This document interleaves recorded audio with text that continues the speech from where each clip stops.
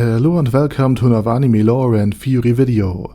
I'm Shergok, your host, and today we are going to take a closer look at whether or not Ainz Ooal could slay Frieren the Slayer or be slain himself. But before we're going to take a closer look at any of this, let me quickly thank my Patreons for supporting this channel, as well as say thanks to all users of the YouTube thanks function for making one-time donations. And with that said, let's get to the topic at hand. Frieren, probably the coolest name since Frieren, and one of the most beautiful anime of the last few years, and proof that the Japanese can make true art even from some notes and scribbles they made in their German class. But the battle between the two would be very clear, albeit for extremely different reasons than you might envision. First of all, Frieren and Ainz Ooal have a lot in common. Both are powerful casters with enormous mana reserves. Both miss their friends and old companions. And both have approximately the same facial expression, namely almost none. But there will be only one who would exploit all of this information to gain an advantage, namely Ainz. Such provocations to lead Frieren into making mistakes by, for example, insulting Himmel the hero, would be exactly what he usually does, at least in a hypothetical second fight against Frieren, after pretending to be much weaker in the first fight to gain information. However, Frieren is very good at hiding information, as seen in the fight against Aura. Frieren, similarly to what Ainz Ooal would do, could pretend to be much weaker, and Ainz would also not have the opportunity to retreat and then analyze the results in a fight, so his intel strategy will likely fail. On the other hand, Frieren would completely lack any background knowledge to even understand Ainz's psychological makeup. The idea of our Earth and video games in the year of 2138 is so outlandish and unimaginable that Frieren would hardly be able to weaponize Ainz's old companions or find out what could put him under psychological pressure.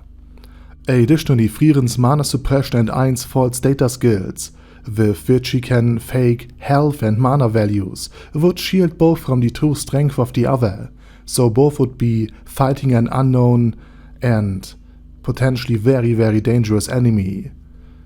So, in this information warfare, it would be a clear tie, as neither could quickly extract important information from the other, and both would recognize the strategy of provocation and feigning ignorance. As mentioned, this is standard in PvP battles for Ainz, and Frieren has been waging an informational warfare against the demon race for 1,000 years. So let's move on to magic then. Thanks to her protective spells, Frieren is extremely good at repelling magic from Ainz Ooal, and thanks to her long training and high magical strength, she would also be immune to things like grasp heart, in the sense that it will just fail and stun her for a second or two. Furthermore, Frieren has enough mana to keep up in a long fight, and her spells are powerful enough to significantly harm Ainz. They are not something his magical nullification abilities could defend against.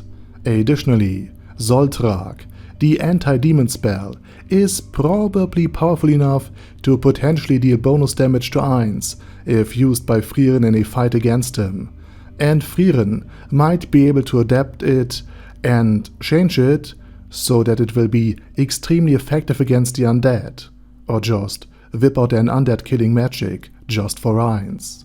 Moreover, as seen in her fight against her clone, Frieren has lightning magic on the level of Call Greater Thunder, and since she has been collecting spells for years, she likely also has powerful fire spells like Voltsanbel, which as a bonus effect might even break his fire magic immunity. So just as Akainu could burn Ace, even though he was technically immune to fire because, well, he was fire, Frieren could potentially overcome Ainz's immunity thanks to some specialized magic. I mean, in her vast arsenal of spells, there should be at least one that actually can do this. But even if not, other magic, especially those that produce projectiles with blunt damage, would also be very effective against Ainz. Frieren Can also cast tons of support magic on herself to keep up with the buffs Ainz will give himself, inevitably. And flying is also not a problem for either.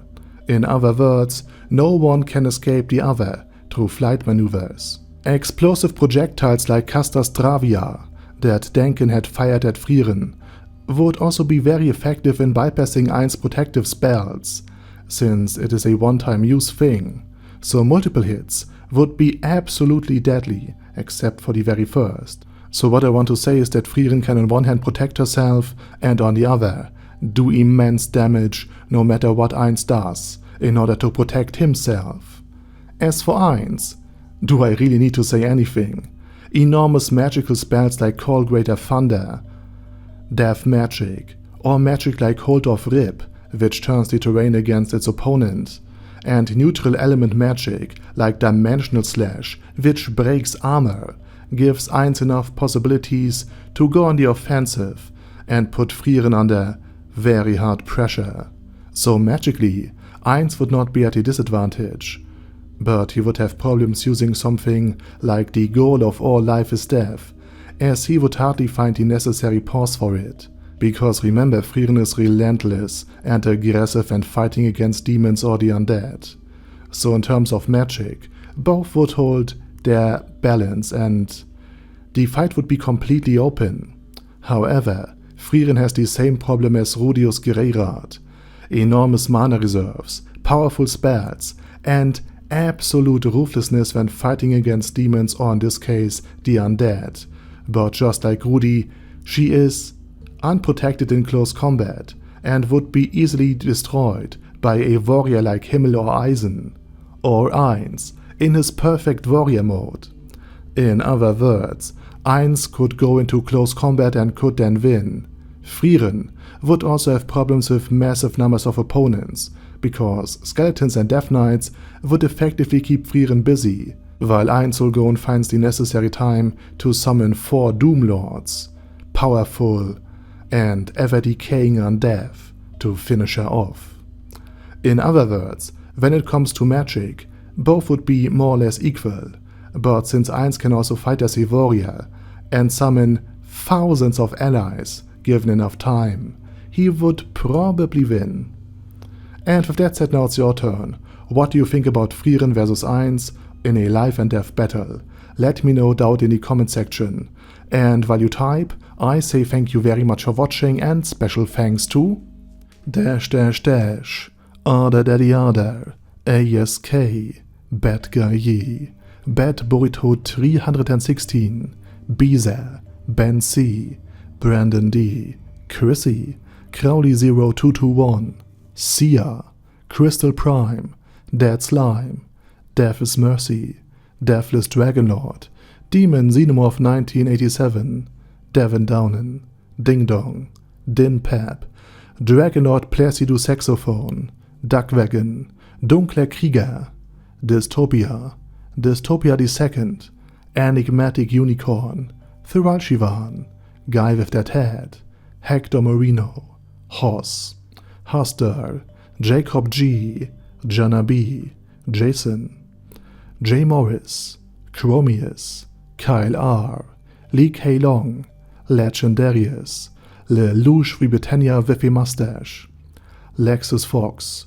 Lord Nishikian Rai, Lord Touch Me, Loverazor, Merovec, Mr. Shoes, Mr. Tweaker, Michael R, Michael Y, Nope, Oh Hell No, Normal Toad, Okill, Overlord General Gasper, Paddy Pantum, Personage, Primus 11, Rhinomere, Cune Caracos P, Shergox's Daddy, Shadow Lightning Wolf, Shrine Keeper, Sir Axolotl, Super Tier Magic Batista Bomb, Supreme Cheese, Staris, Ted, Texas Deer, The Orc Warboss, Rock Ed Smasher, T.E. Wang, Vash Hawkeye, Vegito 27, Venture Fanatic, Wilhelm, Zenukai, and Zonagon. Thanks guys. Anyway, have a nice day, and I hope to see you all again soon under my next video.